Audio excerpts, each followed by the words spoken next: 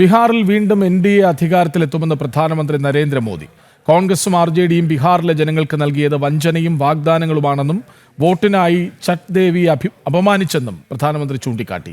വോട്ടെണ്ണുമ്പോൾ ബീഹാറിലെ മഹാസഖ്യം തുടച്ചു നീക്കപ്പെടുമെന്ന് ബീഹാറിൽ നടന്ന റാലിയിൽ കേന്ദ്ര ആഭ്യന്തരമന്ത്രി അമിത്ഷായും വ്യക്തമാക്കി. ബീഹാറിലെ മുസാഫർപൂരിൽ നടന്ന തെരഞ്ഞെടുപ്പ് റാലിയിൽ RJDക്കും കോൺഗ്രസിനുമെതിരെ അതിരൂക്ഷ വിമർശനങ്ങളാണ് പ്രധാനമന്ത്രി നരേന്ദ്രമോദി തൊടുത്തത്. കോൺഗ്രസും RJDയുമുള്ള ഇടങ്ങളിൽ സാമൂഹ്യ ഐക്യം ദുഷ്കരമാണെന്ന് വ്യക്തമാക്കിയ മോദി അഴിമതി നിറഞ്ഞിടങ്ങളിൽ സാമൂഹ്യനീതി നേടാനാകില്ലെന്നും ചൂണ്ടിക്കാട്ടി. ദരിദ്രരുടെ അവകാശങ്ങൾ കവർന്ന ചില കുടുംബങ്ങൾ മാത്രമാണ് വളരുന്നത്. RJDക്കും കോൺഗ്രസിനും ബീഹാറിൽ യാതൊരു നന്മകളും ചെയ്യാനാകില്ല.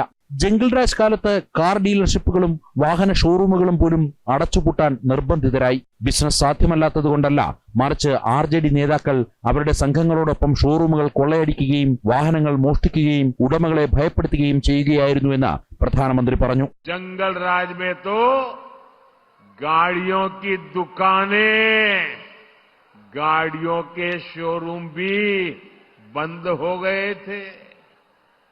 और ये बंद इसलिए हुए, इसलिए नहीं कि बिक्री नहीं, संभावना नहीं थी, लेकिन ये इसलिए बंद हो गए क्योंकि RJD के नेता अपने टोलियां लेकर के अपने साथियों को लेकर के शोरूम लूटवा लेते थे, गाड़ियां लूट जाते थे.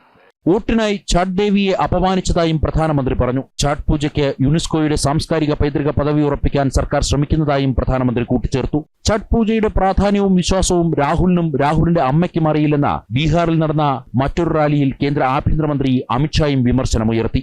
ജനം, ഡൽഹി.